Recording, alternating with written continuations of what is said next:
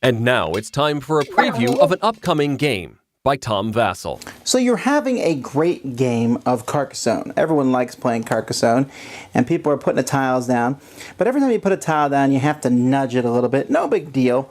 And then Bob Fumblefingers, it's his turn to go. And so he puts a piece down, and he says, here, I'll put it here. And you're like, Bob, come on. Every time. And then you take these tiles, and then you straighten these tiles, and what a pain. Today I'm not actually previewing a game, I'm previewing a game accessory. So this review or preview isn't really going to be that long. But these are trays that are made here for Carcassonne.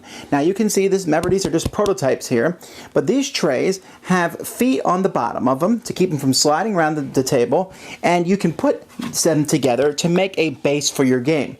Now this allows several things. Let me show you. First of all, it keeps the game fitting very nicely on the board. You can see here that this is pretty much similar to what I had, and now here comes Fat-Fingered Bob, and he puts his piece in, stumbles around, and you know what? It didn't mess up the other pieces at all. This keeps the pieces very nicely in play. And you can see that it helps keep the grid too. It's very pleasing to the eye, and even these boards don't slide around because of those feet. Now, if you wanted to, I don't recommend it necessarily, you could even have the boards extend off the table. Now, how many boards do you need? Well, we're talking about Carcassonne here, and this is the boards that you would get for a normal game of Carcassonne, 9. You can use 16 with an expansion, though in my opinion, even with expansions, you should just play in an area like this. Now, this can restrict your movement if you want. You could go off the boards, I suppose. But it does keep your play area nice and neat, and with 9 of these, you have 144 squares to build amongst. But Carcassonne isn't the only game that goes in these. It's just the most well-known and most popular. All the different Carcassonne games, Carcassonne the City, Carcassonne Hunters and Gatherers, Carcassonne the Discovery, all those will fit into this board. This is my favorite game for these boards, and that's Alhambra, which comes with tiles that are just about the same size as Carcassonne, and you can see that these tiles fit in very nicely on the board. And the great thing about Alhambra is the fact that you likely only need 1 of these boards per player. Maybe 2 at the most, but likely only 1. And so these are very convenient, and again, they keep them stored in front of you.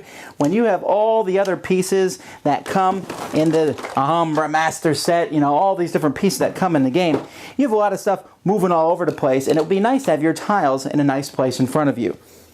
Besides Carcassonne and Alhambra, there's Ark of the Covenant, there's Battle Chess, there's a chaos game that uses different tiles, there's print and play games.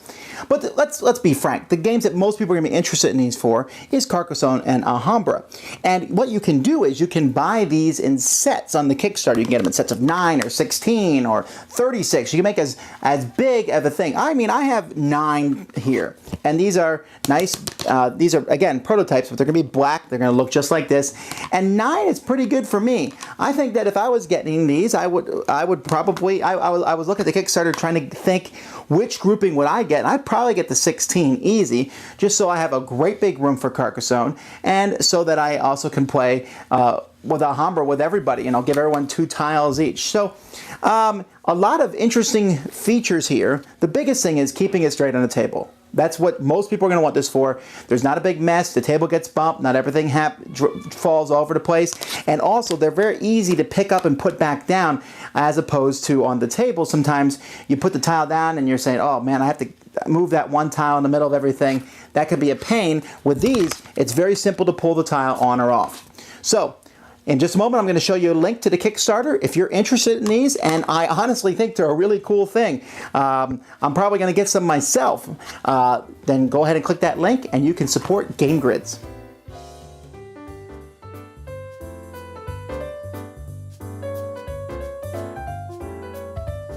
Thanks for watching our review today.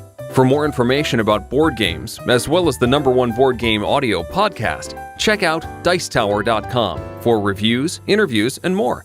I'm Eric Summerer, and you've been watching The Dice Tower.